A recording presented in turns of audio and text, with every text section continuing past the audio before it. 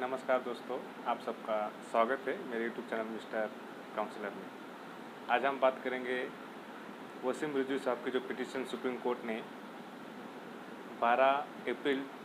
2021 को डिसमिस की है और उस पर जो 50,000 रुपये कॉस्ट लगाया है उसके बारे में आज हम बात करेंगे।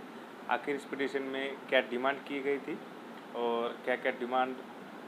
जो सुप्रीम कोर्ट ने एक्सेप्ट की या नहीं की उसके बारे में आज हम बात करेंगे। सबसे पहली बात तो ये दोस्तों, ये जो पिटीशन वसीम रिजवी साहब जो कि farmer UP Shia Waqf board के चेयरपर्सन भी रहे हैं, उन्होंने सुप्रीम कोर्ट में लास्ट मंथ में डाली थी और उनका जो मेन कंटेंशन था वो ये था कि जो कुरान है, कुरान में कुछ ऐसे 26 वर्सेस है जो सोसाइटी में इनमिटी या फिर वायलेंस, आतंकवाद फैलाती है। तो इसकी वजह से इस वर्सेस को जो है कुरान से निकाल दिया जाए। ये पिटीशन लास्ट मंथ में वसीम रिजवी साहब ने जो है सुप्रीम कोर्ट में डाली थी। अब इस पिटीशन की जो सबसे ख़ास बात और सबसे अहम बात जो सुप्रीम कोर्ट ने जो मंडे को जो आर्गूमेंट हुआ था उसमें जो मानी और उसमें ये कहा कि are you serious to praise this petition. Justice Rohinton Nariman की बेंच ने ये जो मैटर है लीड किया था। तो उसमें जो है वसीम रिजवी साहब के जो वकील है उन्होंने कुछ डिफरेंट डायरेक्शन ले गए और उन्होंने ये कहा कि जो मदरसा में पढ़ाया जाता है बच्चों को, वो टेररिज्म के बारे में पढ़ाया जाता है। जो इस्लामिक टेररिज्म अब तक चल रहा है उसमें जो जस्टिफिकेशन मांगा जाता है वो ये मांगा जाता है कि हमें इस्लाम इन सब चीज़ों की जो है परमिशन देता है,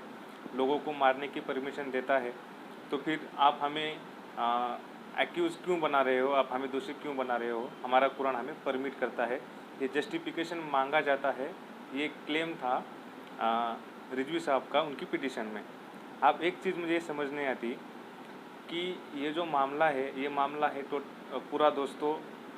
क्रिमिनल लॉ का, क्योंकि अगर बात टेररिज्म की होती है तो हमारे पास टाडा है, पोटा है, यूएपी जैसे टेररिज्म कंट्रोल करने के लिए लॉ बनाए गए। और अब तो यूएपी में अमेंडमेंट करके गवर्नमेंट ने यहाँ तक कह दिया कि किस ऑर्गेनाइजेशन को जो है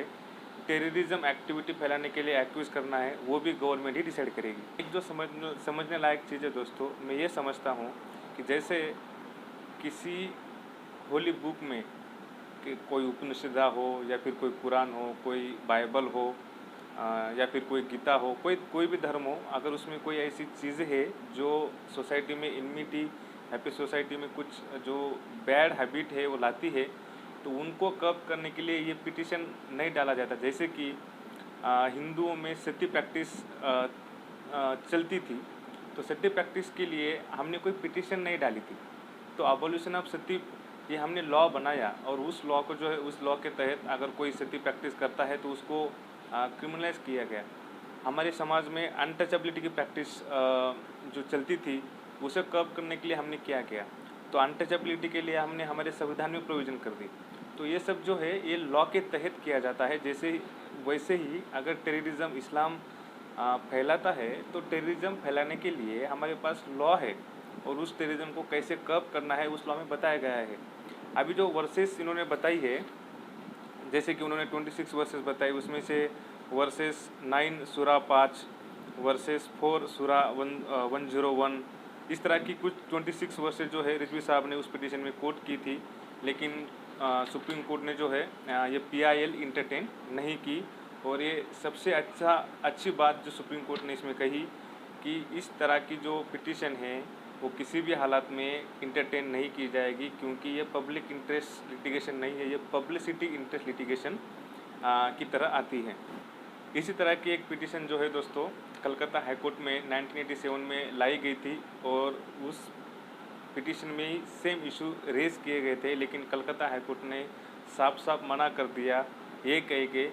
कि इस तरह के पिटीशन को इंटरटेन करने का मतलब है कि इस्लाम को ख़त्म कर देना, क्योंकि कुरान के बिना इस्लाम रह ही नहीं सकता। तो इसके बावजूद भी ये पिटीशन अगर डाली जाती है तो ये जो है एक सोचने लायक बात है।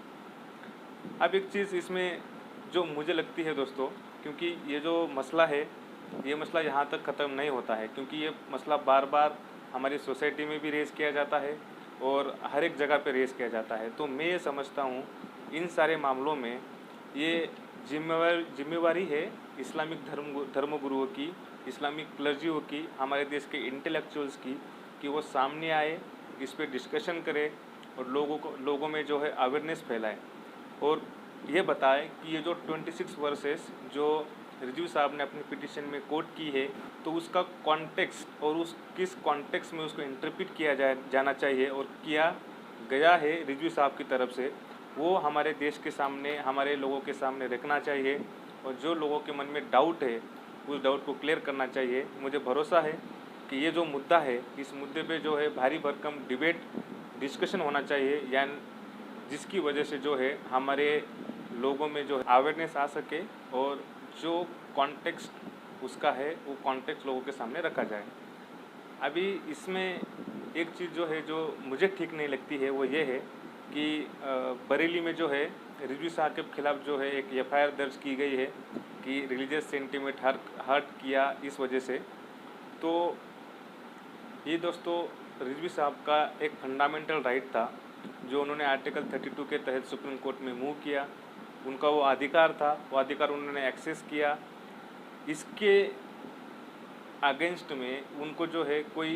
दूसरी लीगल एक्शन उन पे नहीं होनी चाहिए क्योंकि उनका लीगल अधिकार था और उन्होंने जो फ्रीविलियस PIL दाखिल की थी उसके मामलात में सुप्रीम कोर्ट में उनको पेनल्टी भी लग गई है 50,000 की। तो उनको जो है अननेसेसरी ट्रोल या फिर अननेसेसरी कोई दूसरी लीगल एक्शन पे नहीं होनी चाहिए क्योंकि हर एक सिटीज़न का अपना अपना अधिकार है और अपना अधिकार कोर्ट में जाना, अपना अधिकार वहाँ पे एक्सेस करना, ये कोई बुरी बात नहीं है। अगर आपको मिस्टर काउंसलर वेब सीरीज़ पसंद आती है तो लाइक, शेयर और सब्सक्राइब ज़रूर कीजिएगा। बहुत बहुत शुक्रिया दोस्तों।